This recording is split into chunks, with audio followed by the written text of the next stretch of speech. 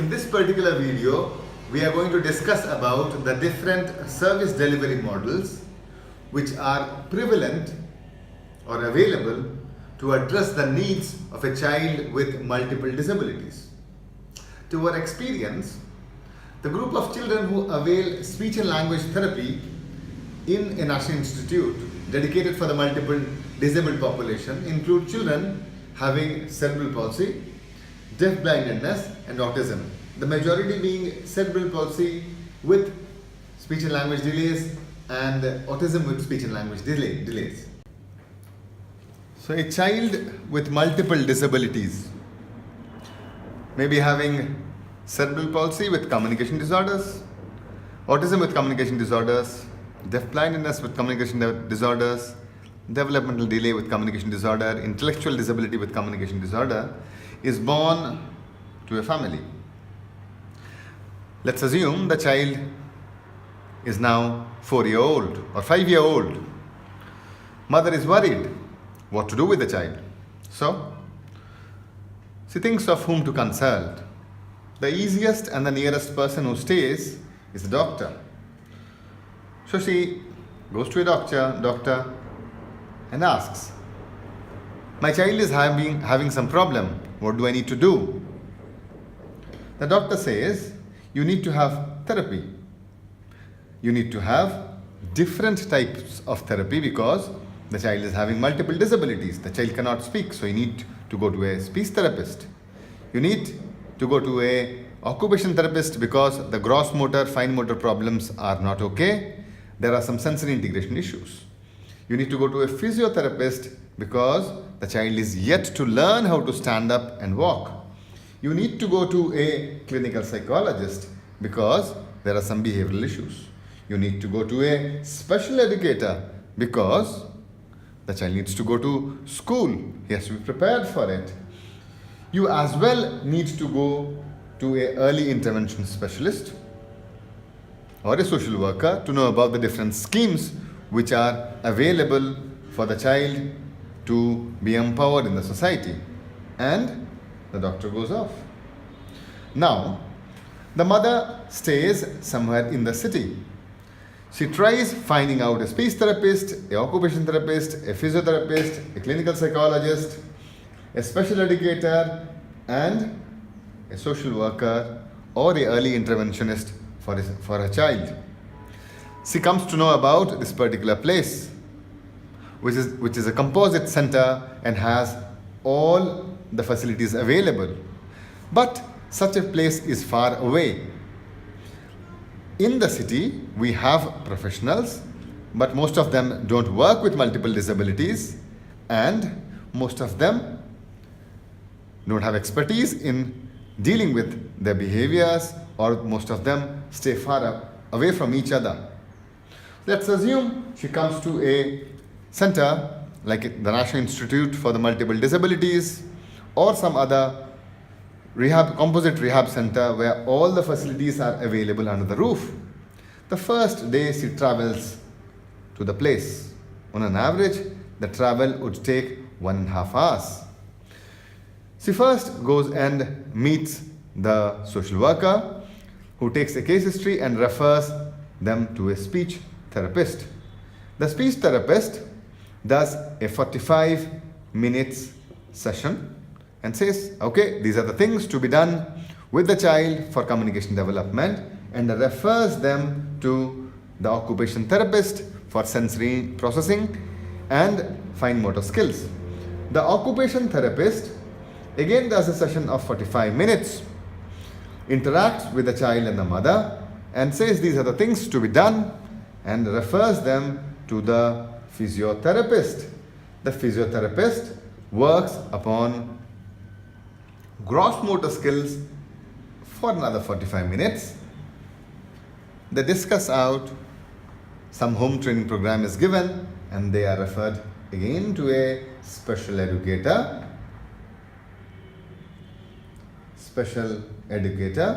who works upon the pre-literacy skills of the child for another 45 minutes. Again, the special educator refers the child to a clinical psychologist who works upon behavioral issues for another 45 minutes and then refers the child to an early interventionist who again works up with the child for another 45 minutes, integrating out certain skills on feeding and other issues, and then the mother and the child come back home, which takes another 1.5 hours. All the therapists have interacted with the child, assessed the child, given some therapy to the child, and have given some homework which needs 30 minutes of the parental time. 30 minutes of the parental time at home. As well as all of them have uniformly suggested the child has multiple disabilities and needs to come at least 3 times a week for therapy. The mother comes back home. The mother is home with the child. And then the parents discuss. You went for therapy. Good. In one place you have everybody. Each of them worked out with you and suggested something. They calculated out what is the amount of time they have to spend in if the child has to avail 3 times a week therapy at the center. So if we see, there are 1, 2, 3, 4, 5, 6 minimum number of therapists who are working for 45 minutes. So it's a 45-minute session into 6 therapists. So divided by 60, it would be approximately 4.5 hours of therapy. Within therapy sessions, it is not neck to neck. The child gets tired, appointments are not so easily available. So there was a break of approximately, let's say, 15 minutes. So this is a 15 minutes of minimal gap which was there, and this accounts for half an hour, it's 1 hour, 1.5 hours, 1.5 hours. The travel time onward is 1.5 hours and backward is 1.5 hours.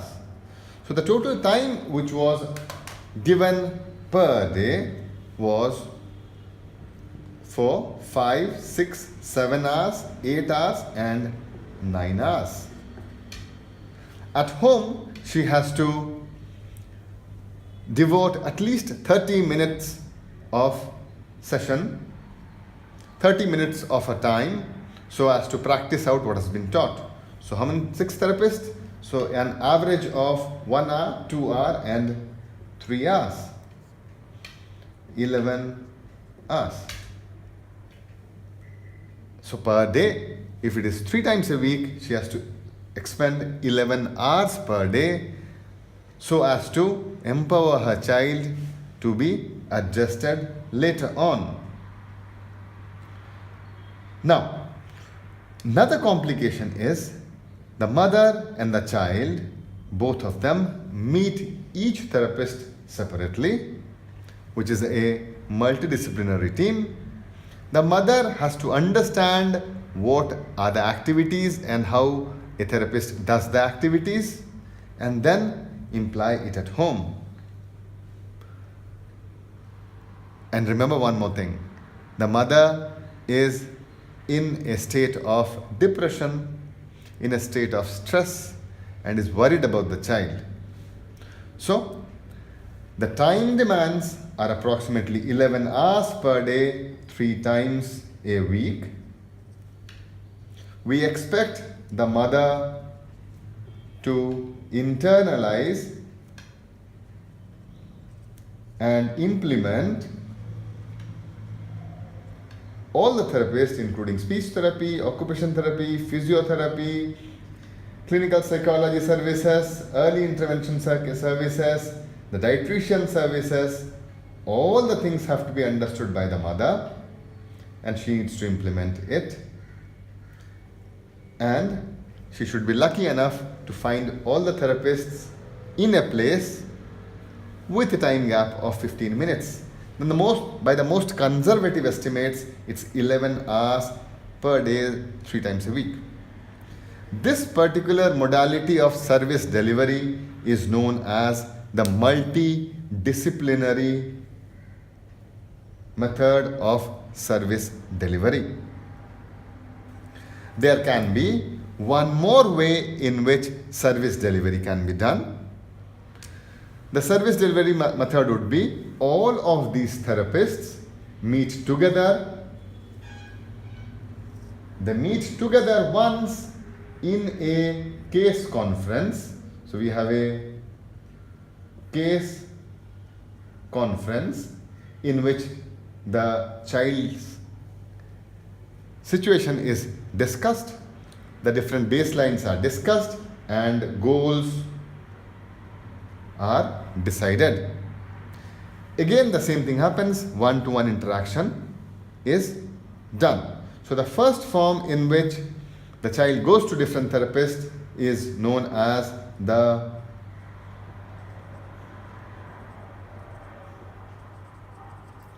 multidisciplinary model. The second, in which we have a case conference, that is all the therapists meet once, is known as the interdisciplinary model of therapy. Both the multi and the interdisciplinary mode of therapy require out the availability of all the therapists, the capability of the parent to travel out, the capability of the parent to spend out that amount of money, the capability of the parent to understand what is being done and implement it at home. There can be a third service delivery model, which is known as a TRANS, Transdisclipinary model. The transdisciplinary service delivery model is a bit of a distinct and a different model in terms of the fact that there is a process known as a role release which happens. In this process, all the therapists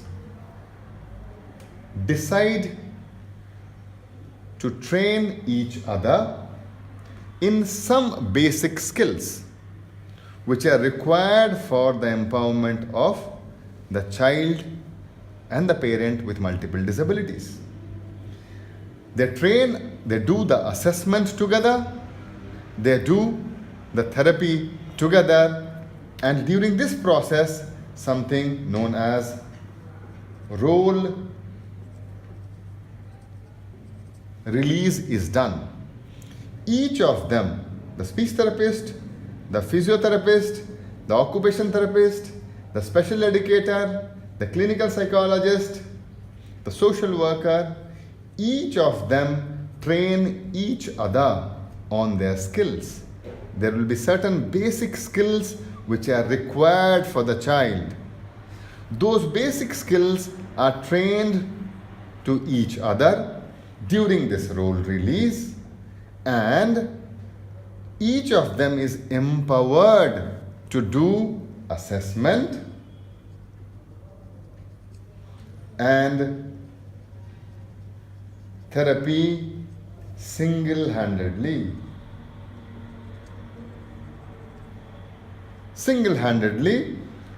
Of course, in consultation with the therapist as and when required. So this person who does the execution of assessment and therapy is known as the case manager.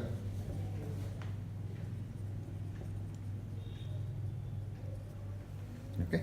So the case manager may be a speech therapist, may be an occupation therapist, may be a physiotherapist, may be a clinical psychologist, may be a special educator, may be a early interventionist. Any of them may be the case manager. The role of the case manager is the case manager works with the child.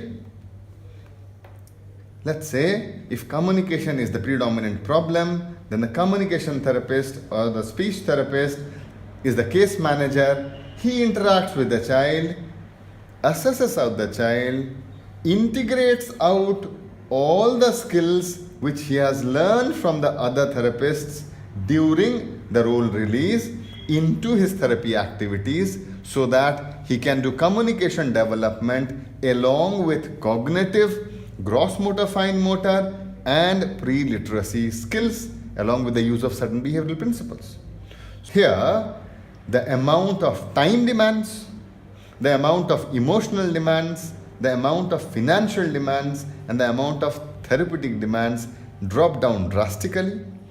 The mother can easily understand out single activities which incorporate all the requirements of the child and can implement it back at home. She doesn't have to spend out her entire life around the child with multiple disabilities, because the activities are integrated, they are easy to understand, and the therapy sessions do not consume out so much of time.